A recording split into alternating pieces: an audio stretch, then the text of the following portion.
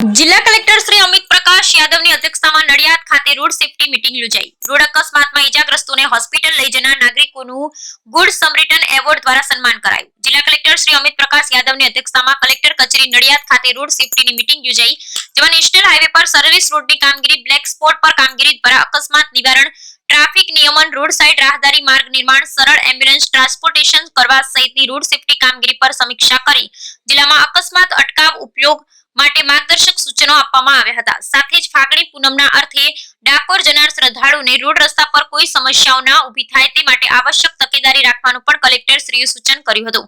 આ પ્રસંગે રોડ અકસ્માત દરમિયાન ઘાયલોને હોસ્પિટલ સુધી લઈ જનાર નડિયાદ તાલુકા વીણા ગામના શ્રી વિવેક ભૂપેન્દ્રભાઈ પંચાલ, શ્રી પરેશ ગોવિંદભાઈ ડાભી તથા દે ગામના અતુલ પરેશભાઈ પરમારનું કલેક્ટર શ્રી દ્વારા ગુડ સમરિટન એવોર્ડ આપી સન્માન કરવામાં આવ્યું હતું।